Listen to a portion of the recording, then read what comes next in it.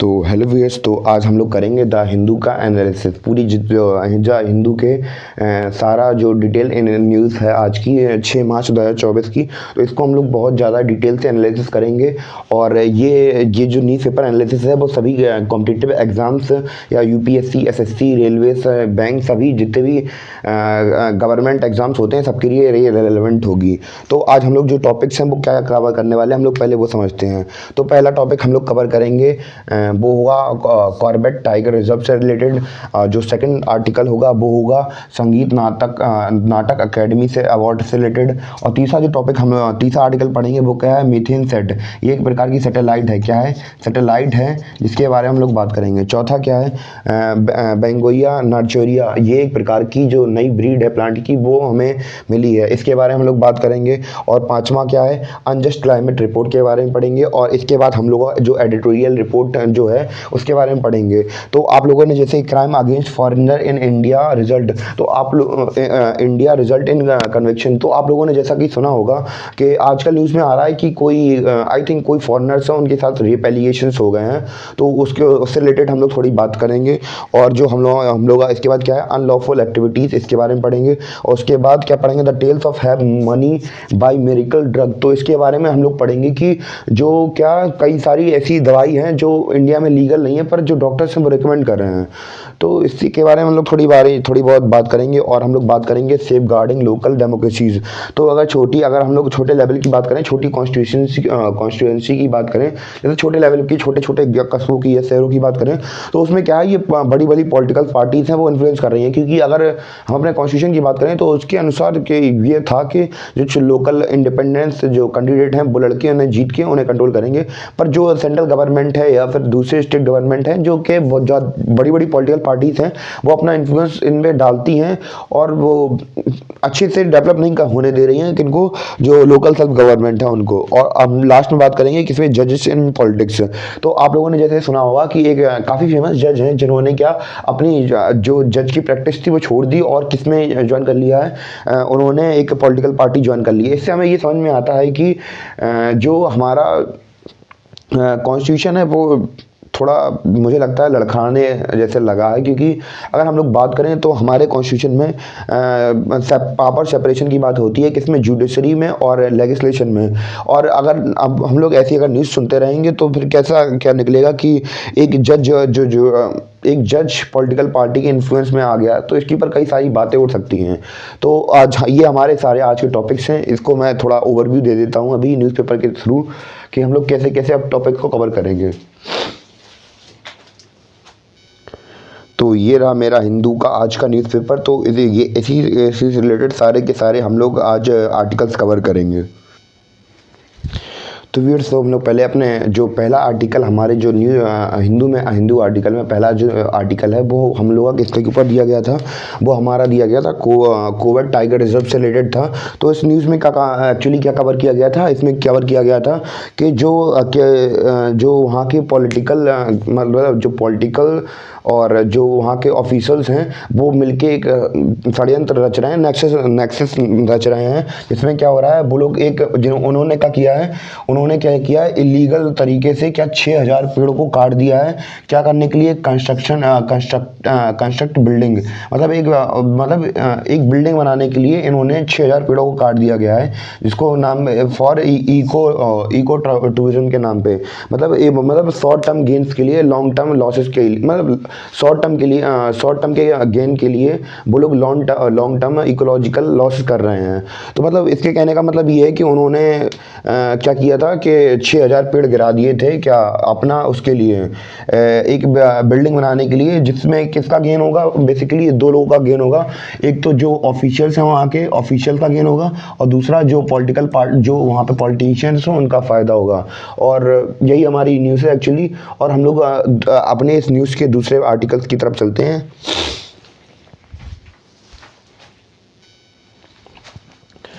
और अगर हम लोग अपने आर्टिकल्स के दूसरे एक्सपर्ट की बात करें तो हम लोग को बहुत सारे चैलेंजेस फेस करने पड़ रहे हैं, जिसमें हम लोग को पता चलेगा कि जो हमारे कई बार हमें ऐसी न्यूज़ मिली है ना, जैसे 1992 की बात करें कान्हा नेशनल पार्क में या फिर दूसरे नेशनल पार्क की बात करें, तो वहाँ पे क्या हुआ था, तो जो टाइगर्स थे वो एकदम से मार दिए जा रहे थे। और उसमें कई बार केस और 2005 में भी काफ़ी सारे केसेस ऐसे आए जिसमें हमें पता चला कि जो क्या थे, जो टाइगर्स थे वो एकदम से 40 के 40 जो टाइगर्स थे एकदम से रातों रात गायब हो गए। तो हम लोगों को पता चलेगा कि जो हमें काफ़ी बार हमें ये चैलेंजेस सुनने को मिलने में आता रहता है कि जो काफ़ी सारे टाइगर्स होते हैं वो उन्हें मार दिया जाता है कि वो मतलब काफ़ी ज़्यादा बेनिफिशियल होते हैं। और ये न्यूज़ काफ़ी टाइम से तो आ नहीं रही है, पर काफ़ी टाइम पहले ऐसा होता था कि एक साथ 40-40, 50-50 जो टाइगर्स हैं उनको मार दिया जाता था। और हम लोग अगर बात करें अपने इंडिया के कॉर्बेट नेशनल पार्क की, तो जो अपना कॉर्बेट नेशनल पार्क की बात करें तो इनॉग्रेटेड इन 1973। तो इसे इनॉग्रेट किया गया था कब, एक 1973 में। किसके तहत किया था? प्रोजेक्ट टाइगर के तहत। मतलब प्रोजेक्ट टाइगर कंजर्वेशन एक एक्ट, मतलब वो था प्रोजेक्ट था जो इंडियन गवर्नमेंट के द्वारा चलाया गया था, जिसमें क्या किया जा रहा था, टाइगर्स को प्रिजर्व किया गया था। क्या किया गया था? टाइगर को प्रिजर्व किया गया था। और अकॉर्डिंग अब 2021-22 के सेंसस के अकॉर्डिंग जो हमारे इंडिया की जो टाइगर की पॉपुलेशन है वो कितनी है? वो है 3165 टाइगर्स। तो यहाँ पे इंडिया के अंदर जो टाइगर्स हैं वो अप्रॉक्सीमेट हैं यहाँ पे इंडिया में। और अगर हम लोग बात करें कि जो इंडिया है जो दुनिया के 75% जो टाइगर्स है वो पूरे दुनिया में 75% टाइगर्स हैं वो इंडिया के अंदर पाए जाते हैं। और इस प्रकार जी हमारा जो पहला आर्टिकल था कॉर्बेट नेशनल पार्क का वो फिनिश होता हुआ, और हम लोग बढ़ते हैं अपने नेक्स्ट आर्टिकल की ओर। तो व्यूअर्स, हम लोग अपने अगर दूसरे आर्टिकल की बात करें तो दूसरे आर्टिकल में हमसे क्या कहा गया है, तो हम लोग उस पर डिस्कशन करते हैं। तो दूसरे आर्टिकल में हमसे कहा गया है कि क्या हमारी प्रेसिडेंट द्रौपदी मुर्मू जी ने क्या किया है, संगीत नाटक अकेडमी दिए हैं कितने 94 एमिनेंट्स, मतलब 94 लोगों को दिए गए हैं। इसमें हमें क्या पता चल रहा है कि 94 लोगों को दिए गए हैं, और क्या, और 7 अवार्ड्स दिए गए हैं किन्हें, संगीत नाटक एकेडमी फेलोशिप के अकॉर्डिंग 7 लोगों को अवार्ड दिए गए हैं इसमें।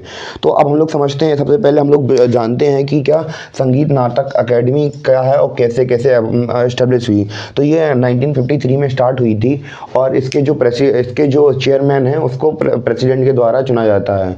और अगर हम लोग बात करें किसकी, संगीत नाटक अकेडमी, ये दिया जाता है अलग अलग फील्ड्स में, जैसे कि अगर आप डांसिंग, क्लासिकल म्यूजिक, फोक या किसी भी फील्ड में अगर बेस्ट हैं आप, तो आपको ये अवार्ड मिलता है। और इसकी अगर हम लोग बात करें कि इसमें अवार्ड कितना मिलता है, अगर हम लोग बात करेंगे कि संगीत नाटक अकादमी अवार्ड की, तो इसमें एक पर्सन को 1 लाख रुपीज़ तक दिए जाते हैं। इसमें 1 लाख रुपीज़ दिए जाते हैं, और एक ताम्रपत्र और एक अंग वस्त्र दिया जाता है। अगर हम लोग बात करें क्या संगीत नाटक अकेडमी फेलोशिप की, तो इसमें 3 लाख रुपए तक दिए जाते हैं, और वही अंग वस्त्रम वाला सिस्टम चलता है, वो हमें मिलता है इसमें। बस यही हमारा आर्टिकल था। और अगर हम लोग अपने अगले आर्टिकल के ऊपर चलते हैं, तो हमारे अगले आर्टिकल हमारा दिया गया है किसके ऊपर, मीथेन सेट के ऊपर दिया गया है। जैसा कि आप लोग इसके नाम पे पढ़ रहे हैं, तो इसका नाम मीथेन सेट, तो ये क्या है, ये एक प्रकार की एक सैटेलाइट है जो यूएसए कैलिफोर्निया से लॉन्च की गई है कल किसके द्वारा, कौन से रॉकेट के द्वारा इसे किया गया है, स्पेस एक्स फैल्कन 9 रॉकेट के द्वारा इसे लॉन्च किया गया है। इसमें ये एक्चुअली सैटेलाइट करेगी क्या, ये सैटेलाइट स्पेस में जाके दुनिया भर में क्या जो मीथेन का एमिशन हो रहा है अलग अलग कंट्रीज़ में, तो उसमें जाके मॉनिटर करेगी कि कहाँ से जो मीथेन है वो एमिट हो रहा है। तो ये दिन में कम से कम 15 बार चक्कर लगाएगी, दिन में एक पृथ्वी के 15 चक्कर लगाएगी, और हमें बताएगी कि कहाँ जो मीथेन है वो इमिशन हो रहा है उसका। और जो अब हम लोग बात करें किसकी, मीथेन की, तो मीथेन क्या है, मीथेन सेकेंड लार्जेस्ट कंट्रीब्यूटर है किसका, ग्लोबल वार्मिंग का। तो क्यों है, क्योंकि अगर ये अगर मीथेन अगर हमारे एटमॉस्फेयर में ज़्यादा से ज़्यादा रहता है, तो इसकी वजह से क्या होता है कि लोगों की जान बहुत जल्दी जाती है इसकी वजह से। तो इसमें काफ़ी पोटेंशियल होता है लोगों की जान लेने का। और अब और अगर हम लोग बात करें किसकी, मीथेन सेट की, तो इसको लॉन्च किया है इन्वायरमेंटल फंड उनके द्वारा लॉन्च किया गया है यहाँ।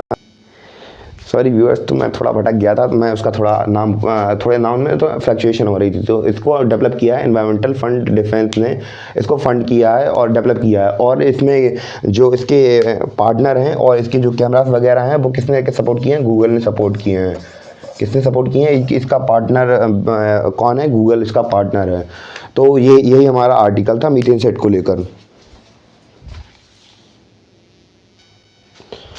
अगर हम लोग अपने अगले आर्टिकल की ओर चलें तो अगला आर्टिकल हमें क्या दिया गया है? बेंगोनिया अनहारी। तो ये एक प्रकार का एक प्लांट है जो हमें कहाँ पे मिला है? अरुणाचल प्रदेश के एक डिस्ट्रिक्ट में मिला है। तो इसकी जो क्वालिटीज़ हैं वो अलग, इसकी काफ़ी स्पीसीज से अलग हैं। तो इसका नाम किसके ऊपर दिया गया है? हमारे एक प्रोफेसर हैं जिनका नाम क्या है? प्रोफेसर गरीकती नहारी शास्त्री। इनके जो कॉन्ट्रीब्यूशन है साइंस एंड टेक में हमारे इंडिया में, तो उनके ऊपर इनका नाम रख दिया, इस फ्लावर का नाम रख दिया गया है। और ये विविड ब्लू हो जाता है कब? जब ये डायरेक्ट सनलाइट के मतलब सनलाइट में आ जाता है। और ये कहाँ पाया जाता है? लोहित डिस्ट्रिक्ट में अरुणाचल प्रदेश की पाया जाता है। ऐसा मतलब पाया जाता है। और अगर हम इसकी बात करें तो ये काफ़ी यूनिक प्रकार का फ्लावर है। और बस ये वाला आर्टिकल बस यहीं तक था। हम लोग चलते हैं अपने अगले आर्टिकल की ओर। तो अब हमारा अगला आर्टिकल है FAO से रिलेटेड। तो FAO क्या है? बेसिकली ये एक UN की एक ऑर्गेनाइजेशन है जिसका फुल फॉर्म क्या है? Food and agriculture organization. तो ये इंश्योर करता है पूरे वर्ल्ड के अंदर कि जो फूड सिक्योरिटीज़ हैं वो किसी देश में कम ना पड़े। और इसके सदस्य कितने हैं? 195 इसके सदस्य हैं। और इसको इस्टेब्लिश किया गया था 1945 में, इसको इस्टेब्लिश किया गया था। और इसने क्या किया है? जो FAO है उसने अपना नया डेटा रिलीज़ किया है 2023 और 2024 का डेटा रिलीज़ किया है। जिसमें काफ़ी सारी इसने रिपोर्ट्स दी हैं जिनको हम लोग अभी डिटेल में तो नहीं, बस थोड़ा बहुत ऊपर से जान लेंगे। तो इसमें क्या कहा गया एक्चुअली कि जो ओल्ड और इसमें old and young work hold के बारे में बताया गया है कि उनकी इनकम एलोकेशन के बारे में बताया गया है। और काफ़ी थोड़ी बहुत चीज़ें बताई गई हैं। इसको हम लोग आने वाले वीडियोस में समझते हैं, आगे वाले वीडियोस में अच्छी तरीके से समझेंगे। तो अब हम लोग चलते हैं अपने आर्टिकल एडिटोरियल की ओर। तो फर्स्ट ऑफ ऑल हमारे एडिटोरियल में क्या गिवन है हमें? The tale of the have money by drug medical drug. तो अब हम लोग बात करें कि अब जो हमें ये एडिटोरियल में दिया गया है, बेसिकली बताया ये गया है कि कुछ जो ग्लोबल लेवल पे जो काफ़ी पॉपुलर एक ड्रग है जिसका नाम क्या है? जिसका नाम है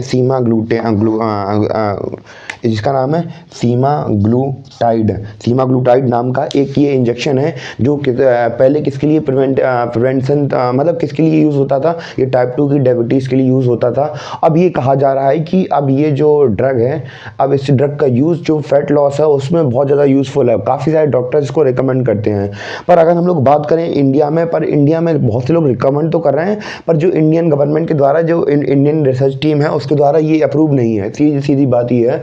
पर लोग मतलब जैसे भी करके इसको अलाउ कर रहे हैं इंडिया में, मतलब डॉक्टर इसको मना नहीं कर रहे हैं, मतलब अलाउ कर रहे हैं। और अपनी इंडियन गवर्नमेंट ने इसको चेक नहीं किया है। तो और अब हम लोग जाने कि टाइप 2 डायबिटीज़ होती क्या है? टाइप 2 डायबिटीज़ होती है उसमें बेसिकली होता कुछ नहीं है कि जो हमारे टाइप 1 डायबिटीज़ में जो हमारा इंसुलिन है वो बनता नहीं है। और जो टाइप 2 डायबिटीज़ होती है उसमें क्या होता है? जो इंसुलिन है वो बनता तो है पर वर्क नहीं करता है। तो इसमें अगर इसको हम लोगों को अगर इम्प्रूव करना हो तो हम अपनी हेल्दी लाइफ स्टाइल जी के इसे इम्प्रूव कर सकते हैं। तो ये टाइप 2 डायबिटीज़ से रिलेटेड काफ़ी इम्पोर्टेंट आर्टिकल था जिसमें क्या गिवन था हमें कि सीमाग्लूटाइड नाम का एक वो इंजेक्शन है जो कि बताया जा रहा है कि इससे क्या हो रहा है? जो हमारा फैट लॉस है, क्या है? फैट लॉस है वो कम हो जाए, मतलब बहुत ज़्यादा फैट लॉस कम हो जाएगा इसके, अगर हम इंजेक्शन को ले लेंगे। या क्या हो जाएगा? हमारा वेट लूज हो जाएगा। इसकी बात करें तो बेसिकली और कुछ नहीं है इस आर्टिकल के अंदर। तो अगर हम लोग अपने ओपिनियन इसके एडिटोरियल की बात करें तो एडिटोरियल का नाम क्या दिया गया हमें, फ्री ऑफ गिल्ट। तो इसमें एक्चुअली बताया क्या गया है कि एक साईं बाबा नाम के एक व्यक्ति थे जो 2014 में अप्रॉक्स उन्हें सज़ा हुई थी और 2024 में उन्हें रिहा कर दिया गया। और उनके ऊपर एलिगेशन क्या लगे थे कि वो अनलॉफुल एक्टिविटीज़ करते हुए पाए गए थे। तो अगर हम लोग इसकी बात करें, अनलॉफुल एक्टिविटीज़ प्रिवेंशन एक्ट की बात करें, तो ये कब लागू हुआ था? ये हमारा लागू हुआ था 1967 में। इसके अंडर क्या प्रोविज़न थे कि जो भी ऐसा कोई व्यक्ति या ऑर्गेनाइजेशन और कोई ऐसी ऑर्गेनाइजेशन जो क्या अनलॉफुल काम करती, मतलब इलीगल काम करती है, उसको टेररिस्ट घोषित कर दिया जाएगा। तो अब बात क्या उठी कि 2019 में एक अमेंडमेंट हुआ इस एक्ट के ऊपर कि क्या होगा कि जो पहले का प्रोसीजर क्या था। पहले का प्रोसीजर ये था कि जो सेंट्रल गवर्नमेंट है वो किसी भी ऑर्गेनाइजेशन को क्या कह सकती है, टेररिस्ट दे सकती है, उसके बाद वो ऑर्गेनाइजेशन बंद हो जाएगी। पर अब क्या 2019 में अमेंड क्या हुआ कि कोई जो सेंट्रल गवर्नमेंट है वो क्या कर सकती है, किसी एक पर्टिकुलर आदमी के ऊपर टेररिस्ट का टैग लगा सकती है और उसे जेल दे सकती, मतलब जेल के अंदर बंद कर सकती है। अगर ओपिनियन ये एडिटोरियल में क्यों दिया गया है, अगर हम लोग इसकी बात करें तो इसमें काफ़ी सोचने वाली बात है कि जैसे अगर हम लोग साईं बाबा की बात करें तो इन्हें 2014 में बंद कर लिया गया था और कब इन्हें बेल मिली, 2024 में। और वो बेल कब मिली? जब ये प्रूव होगा कि जो वो टेररिस्ट नहीं है। तो अगर हम इसकी बात करें तो ये हमें क्या देता है, ये सेंट्रल गवर्नमेंट को फुल फ्लेज पावर देता है कि वो किसी भी इंसान को टेररिस्ट घोषित कर सकते हैं। पर अब जो हमारे एडिटोरियल के जो राइटर हैं वो कहते हैं कि क्या ऐसा होना सही है कि सेंट्रल गवर्नमेंट को पूरी तरीके से पावर दे दी जाए कि वो किसी भी इंसान को टेररिस्ट घोषित कर सकते हैं। या मान लीजिए कोई आदमी जो गवर्नमेंट की बुराई करता है, मतलब कोई सेंट्रल गवर्नमेंट है, कोई चीज़ किसी टॉपिक को लेकर गलत हो सकती है क्योंकि इंसान से गलतियां होती हैं। क्योंकि अगर उनके कहने का मतलब ये है, जो एडिटर है उनके कहने का मतलब ये है कि जो क्या सेंट्रल गवर्नमेंट है वो किसी के ऊपर ऐसे अनलॉफुल तरीके से लगा सकती है। और इसके ऊपर काफ़ी सारे पिटीशंस भी दायर हुई हैं कि इसके तहत इसका जो ये अनलॉफुल एक्टिविटी एक्ट है इसको अमेंड कर दिया जाए, इसको कॉन्स्टिट्यूशनल बॉडी से अलग कर दिया जाए। और इसमें ये बेसिकली एक्चुअली ये कहा गया है कि सेंट्रल गवर्नमेंट ऐसा ना करे कि अगर उनकी पर्सनली किसी से खुन्नस होगी तो वो क्या करेंगे, किसी भी इंसान को टेररिस्ट घोषित करके उसे हटवा देंगे। अगर उनका कोई अपोजिशन पार्टी का हुआ तो भी ये कर सकते हैं वो। और बस इस आर्टिकल में बेसिकली और कुछ नहीं कहा गया, बस इतना ही है। और इसमें हम लोगों ने देखा कि इसमें हम लोगों को पता चलेगा कि इसमें जो बेल है वे बेल बहुत रेयर केसेस में मिलती है। अगर एग्जांपल के नाम पे साईं बाबा की बात कर रहे थे तो साईं बाबा को जेल कब हुई थी? 2014 में जेल हुई थी और इनको रिहाई कब मिली है? 2024 में रिहाई मिली है।